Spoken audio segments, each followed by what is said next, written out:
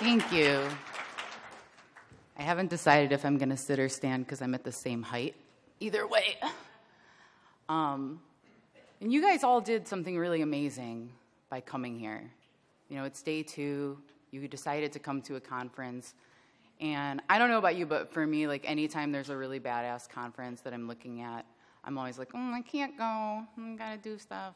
So you already broke through a big can't, so we don't even really need to do this, but we have like 45 minutes.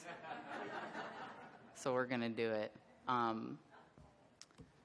So speaking of doing this, so this is a talk that I've been working on for like the last year, and Why Would You Can't was kind of this big mantra for me for 2015. And I don't really know what's going to happen this year with it. This might be the last time I do it. It might become something else. It might become shut the fuck up and get started. I've never done it with slides before, so it's going to be awkward for both of us. But fuck it. Let's do this. So I believe in you. And, you know, I don't believe in you in some creepy guru way. I believe in you in the sense that I don't really have any kind of amazing talent. I didn't have a genius grant. I didn't have a trust fund. I really didn't have any leg up on anybody to be able to be where I'm at. So, you know, I believe in you like it's my job. I want to believe in you, because if I don't believe in everybody, then nobody's really going to believe in me. I want to set some ground rules for can't, because can't gets misused a lot. So things that I've heard can'ts about, you know, you can't be an artist and have another successful career. You can have another career, you just can't be like good at it and love it and stuff, because that's the artist's journey. That's the struggle. You can't own a company and have a day job. That's been a big one for me in the last year, as I've had to divide my time in a really unique way and learn how to find balance. I've also been told you can't speak your mind, particularly at work. You can't be yourself, particularly at work. And of course, the one that we hear all the time, you can't have it all. That one's kind of bullshit, and I'll call bullshit on it, but I think it's more important that you can have it all, but you define what all is. So if you're a person that like really wants a six-pack and you want a bunch of kids and you want to be famous and make like shit tons of money, well, that's going to be really hard. So you can have that, but you have to work like super duper hard for it. For me, I want to be happy, I want to be healthy, and I want to laugh as much as possible. And those things I can pretty much control. Now, there are some proper can'ts. And, you know, I want to make sure that we kind of cover off on those before we get rocking into some weirdness. Because you can't live forever. Your time is really, really precious. And, you know, that's been something that, you know, I've had to deal with, and I think we all deal with in a way that's pretty important. And you can't please all the people all the time. That's a great lyric, and it's a pretty true statement. You know, there's a difference between letting people down and being an asshole. And we're going to cover that a little bit later. But, you know, you have to live for yourself, because you're watching your own little movie, and everybody else is watching their own little movie, and their priorities and your priorities are probably not always going to be in line. You know, speaking of can'ts, I'm just going to get this one right out there. I used to have crippling panic attacks. And it's something that, if you've ever experienced it, you know what that feels like. I had a conversation with somebody who had never been anxious before in their life, which was totally bizarre to me. But he was like a professional volleyball player, so I guess that's like a thing that they don't deal with. And for me, it's like wanting to unzip your skin and set your skeleton on fire and then run out of the room screaming. And I don't think it's something, if you've had one, that they ever like really go away, because you know that you can't control these elements inside of you and they're just like in there. But while I was going through this period of time in my life and, you know, saying like, oh, I can't drive, I can't sleep, I can't eat, I can't do all these things, I was still very self-aware of the fact that I had the power to overcome it. And it took a very long time. And, you know, for better or worse, one of the things that really kind of hit me with a brick in the face to have that happen was my best friend passed away. And there's no other can't like death to really kind of make a big impact. And death has continued to be like a big theme for my work and for me in conversation because it's very real and very tangible, and it's a cant that no one can argue with. That's really heavy, so we're going to move on. So be yourself because you can't be me. I'm into the shit that I'm into because that's where I came from. And, you know, if you're really into country music and My Little Ponies, like, own it, man. Like, that's your shit. Like, be super into it. Like, that's awesome and weird, and I want to hear about it because it's strange to me. I started out as a carpenter when I first got out of school, high school, as we call it in the States. And, you know, pardon my Americanness as I talk about, like, high school and college, but I think all those terms are pretty kind of ubiquitous at this point.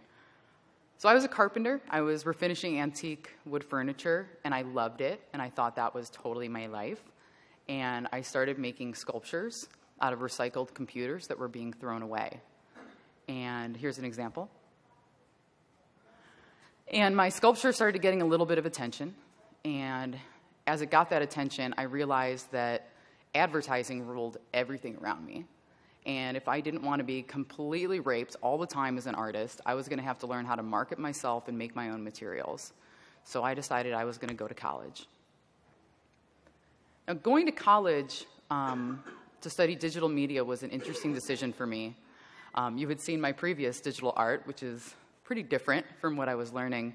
And studying digital media, you learn all the things. So I learned how to program, I learned how to design, I learned how to make websites, how to edit video, how to shoot video, how to do motion graphics. And it was like this huge buffet of things, and I got as fat as possible. I wanted to learn them all and do them all, and it was amazing. And I hope that they stop teaching like multimedia and digital media and interdisciplinary stuff because it makes crazy people. I'm often referred to as like a high-functioning lunatic because I like to do all the things. And I don't think there's anything wrong with that. I think people who want to specialize and they want to do one thing and that's their thing, that's awesome. But for me, I like all the things. I'm a creator, and I need to have as many tools as possible to do that. So while I was in school, I had my first motion graphics class. And I heard the best thing ever my first day. If you want to make Godzilla chase your girlfriend, the hardest part is going to be for you to find a girlfriend.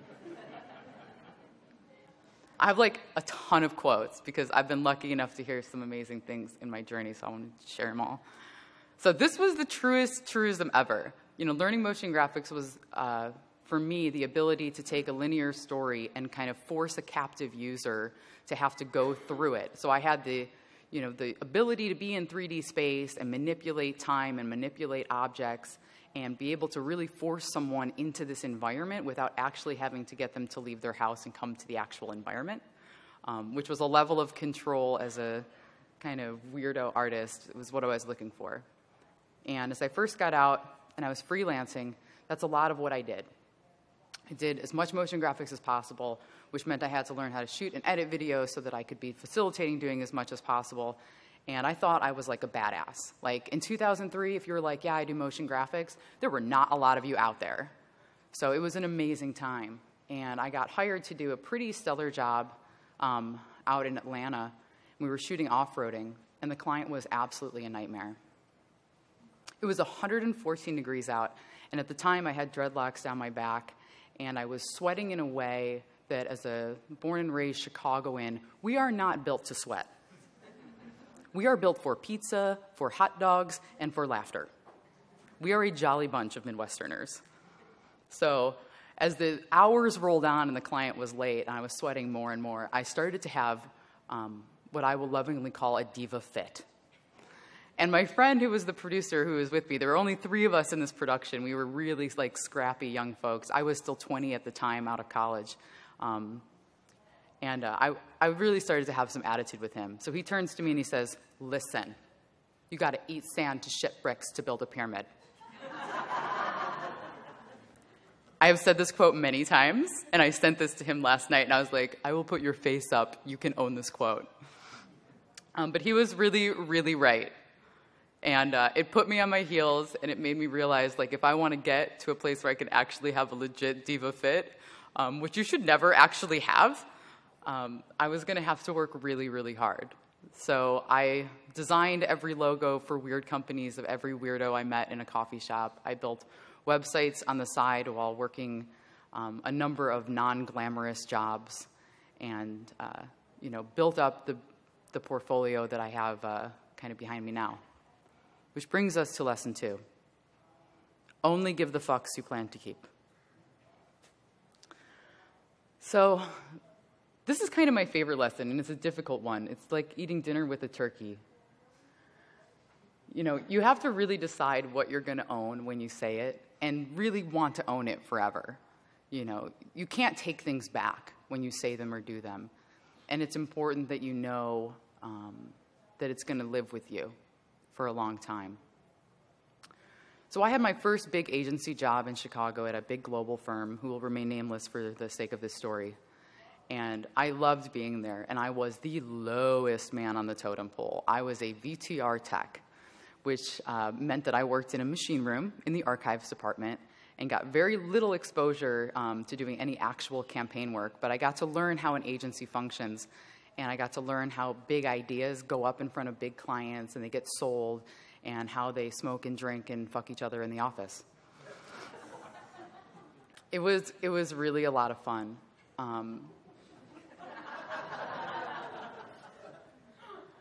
It was still a time when you could smoke in ad agencies, and I would lovingly wheel an R2-D2 out to eat lunch with me because no one would, and smoke cigarettes with him until my lunch break was over.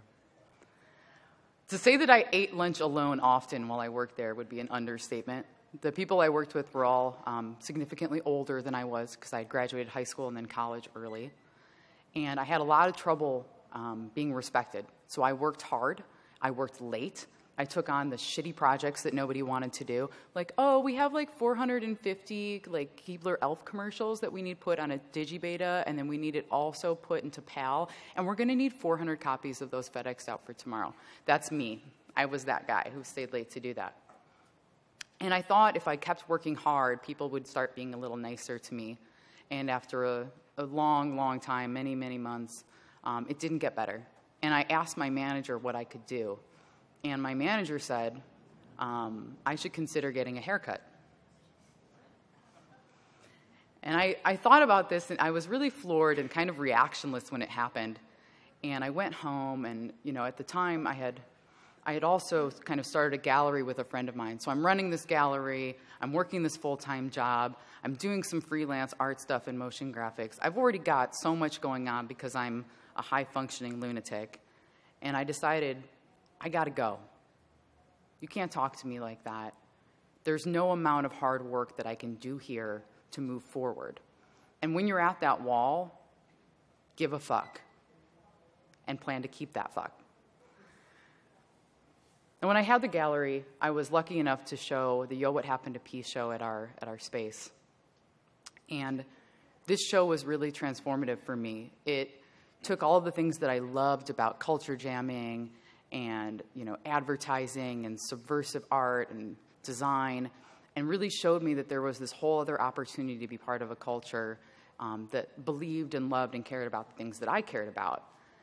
And I was lucky enough to meet the curator, John Carr, who came to town for the show, and he was amazing. He was this beacon. He is this beacon of light for me. And whenever I have questions about kind of ethics or how to navigate business and be able to give the fucks that I plan to keep, he's the first call that I make. For me, I'll always refer to him as my mentor. He'll always say, we're just friends, cut it out.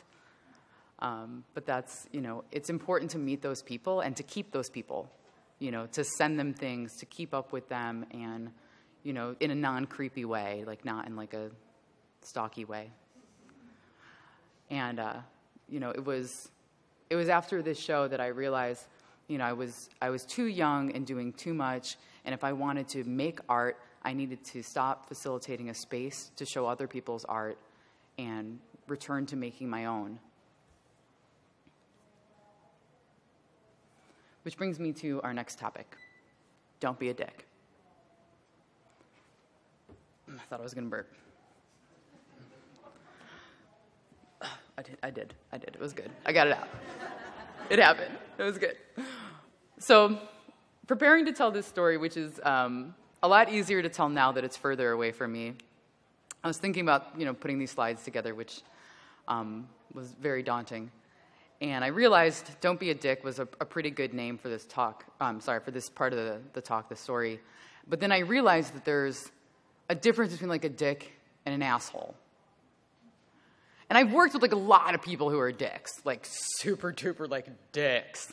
And like a lot of really talented people are dicks, and they're not the worst to work with, but they're kind of a dick. Like they're gonna use your coffee cup, and they're gonna leave when they have shit to do still, and they're just kind of like a dick. But if they shit on you, then they're an asshole. So I've decided to rename this portion, this story, "Don't Be an Asshole." So, you can be a dick, I mean, if you really have to, but, plan to keep that. That's a whole nother, like, keep the dick part. I can't even get into that story. That's confusing. So one of the projects that I worked on, I got asked by a friend who was a producer to work with another friend who was an editor and put together about 30 seconds of animation for a 5-minute project. And if you've done any animation, it's pretty time-consuming. And at the time, I was working full-time as a senior video engineer at a boutique firm. And I was really kind of strapped for time.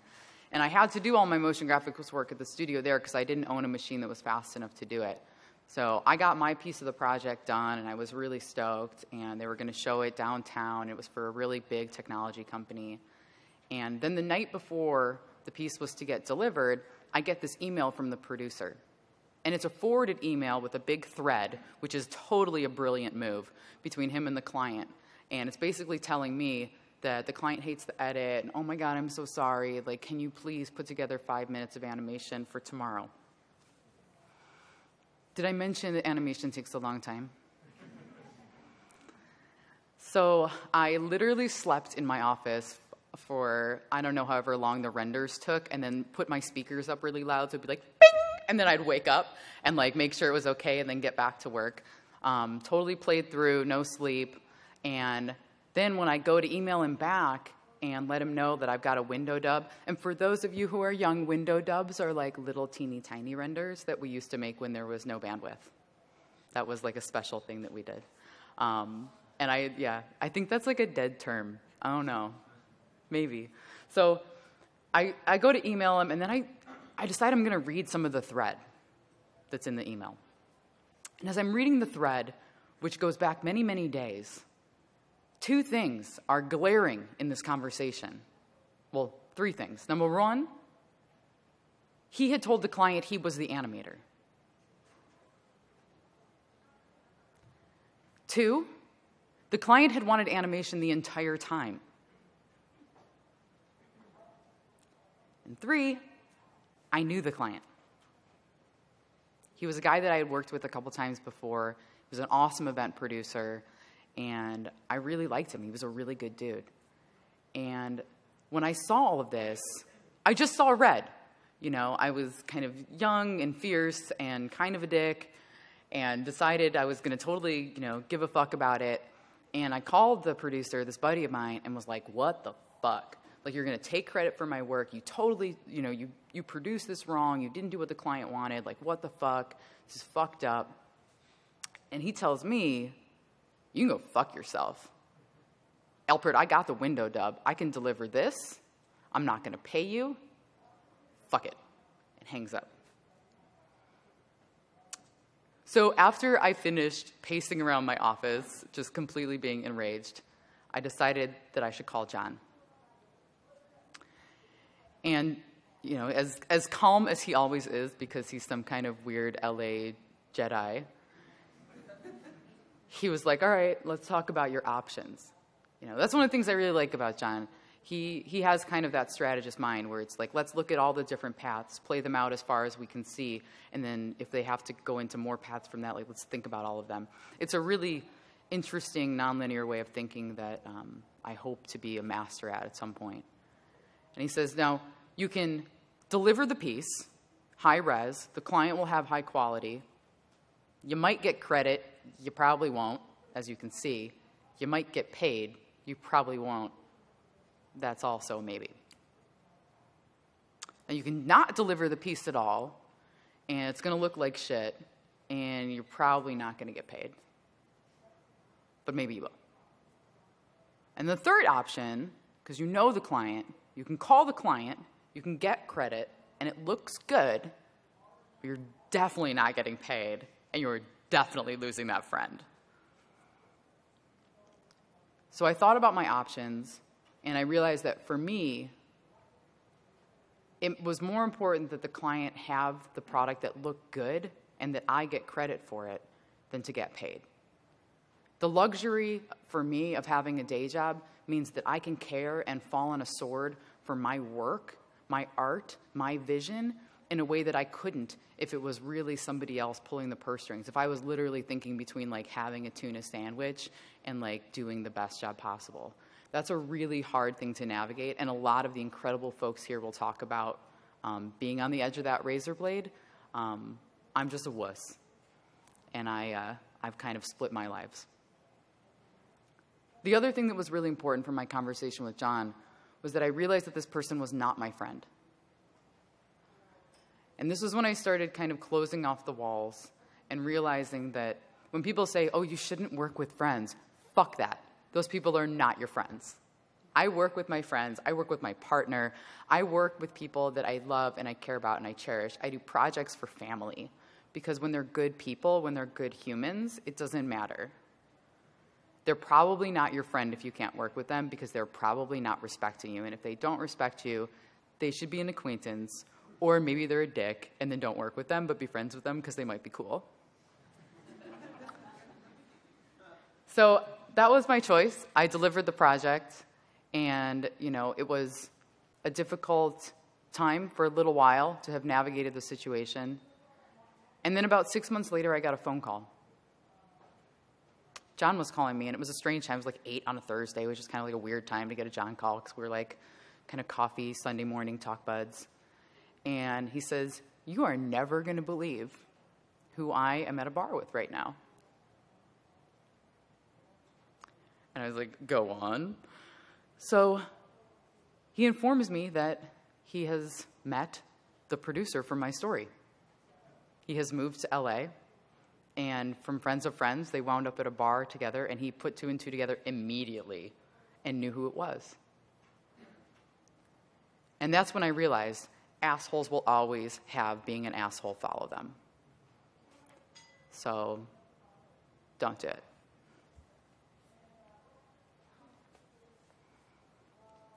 So I talked a little bit about having a dual path day job. So I've always been pushing my art and my commercial creative agenda in tandem.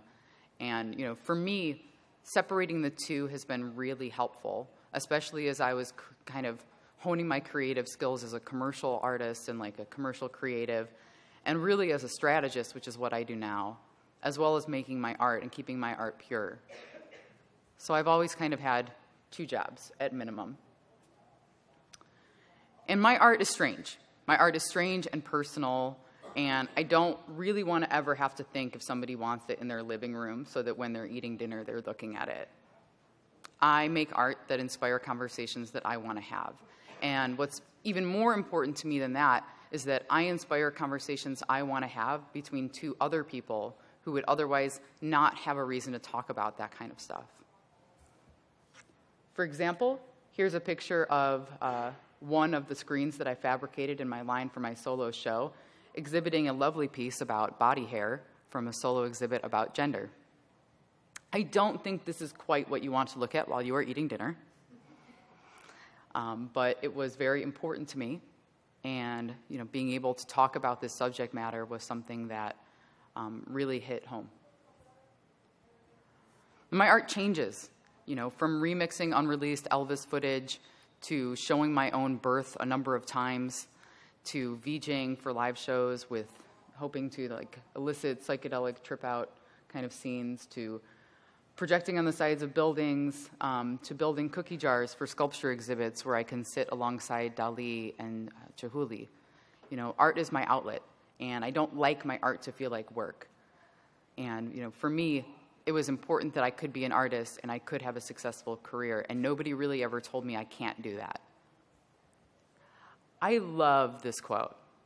Stop telling girls they can be anything they want when they grow up, not because they can't, but because the thought would have never occurred to them that they couldn't. I love it. When I first heard it, I was like, yeah, but that's kind of true of everybody, like not just girls. I feel like if certain families, you have to be, inside this little box, and that's what you are. You get asked as a child what you want to be when you grow up all the time. I'm older than a child, and I'm still not sure. I moved from being a creative director to a strategist 4 years ago. I have no idea if I'm going to stay in that or go back into production, or if I'm just going to decide that I want to be a nurse, or if I'm going to be a jazz saxophone player. Like, anything could happen. Which brings me to my third and final informational piece of this talk. Have a plan with options and many roads. Think about all those different roads and outcomes and try to see down them. AKA, I have no idea what happens next. This past year, thinking about can'ts and breaking through different things that I thought I couldn't do has been an incredible year. I started my business, Make Amazing. I was able to build incredible rapid instruments for Vice and Ray-Ban where you can play sound using open data and Ableton Live. I was inducted into the Hall of Fame at my college, which is one of the most incredible honors because it's the place where you were like the most vulnerable in the beginning steps. And of all of the trophies and awards and like things that I have and that I've won, this is the one that I am the most proud of, because I am the vehicle for someone else's dreams coming true through my dreams. It is some creepy meta shit when that happens. And that hair now sits in a trophy cabinet. It's important that you know that you can be whoever you are, where you are, when you are, what you are. Don't stop being that because someone else thinks it's not appropriate. Fuck that. It's really gross, I know. It's super duper gross. I don't think it's gonna be there forever, but it was really important to me after all of the things that have happened in the last 13 years that I do that. My hair is doing really great. Thanks for asking. In the last year, I was also hit by a car. And being a high-functioning, interdisciplinary, crazy, lunatic person for a long time, getting hit forced me to remember how delicate and destructible I am. There was an important job of being human that I forgot about because I was so busy making stuff. And I was really lucky. I walked away, and I just had impact injuries. I was T-boned by another driver going about 40 miles an hour. And because of who I am and how I am, one of my clients took me full-time. And I went from owning my business and doing that to owning my business, doing that, and then having a full-time job. And it's been great. We have a really good time. If you need to wear a hazmat suit while eating your bananas at work, they completely allow that. They let me be me, who I am, where I am, when I am there, every single day that I go there. And that understanding, taking the time to first, define that this is who I am and I'm going to be who I am, they're going to understand that. And a lot of times we don't even take that first step of saying that, of asking for the space, because we're afraid and we just are like, oh, I can't, I might lose this job. There's a million jobs. And even if it's not in your field, you will find something. You are smart. You are smart enough to buy a ticket and come here today. You are smart enough to figure out what's going to happen. So currently I sit with these 4 jobs, and they're difficult and awkward, and they overlap and infuriate me sometimes. But the 2 on the sides I can't lose. And I was really happy that I was hit by that car because it's been an extremely challenging year because I got sick. This is the most pleasant slide I could put together about my time in the hospital. I was in and out of the hospital with a diagnosis of Crohn's disease after my colon and lower intestine ulcerated, and I had stopped digesting food and started passing blood. I didn't know I was sick. I thought I was nervous. I then contracted C. diff, which is a bitch. It is a bacteria that is in your intestines, and if you get it on top of your bleeding ulcers, it will lay you the fuck down. I had to learn that can't is so goddamn real when you are recovering that it is miserable. So now I don't know, with these 4 jobs and this new reality, what happens next. Having good friends, having people that are willing to put on their safety suits and come and visit you when you are full of awkward bacteria is really special. And that's not something that any project can give. So in my research of Kant, I learned about a thing called neuroplasticity. Has anybody heard of this? Yes. Oh my God, I heard some yeses. What? So this is some crazy far out stuff that I've spent the last few months getting into.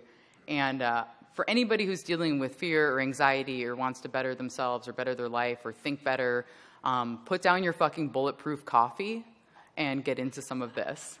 Because it's basically organically rewiring your brain to function higher and to be able to live better and weller. And, you know, it's based on the principle that neurons that fire together wire together. And there's a great book, The Buddha's Brain by Richard Hanson, that talks about that. And he says, virtue simply involves regulating your actions, words, and thoughts to create benefits rather than harms for yourself and others. Your actions, your words, and your thoughts.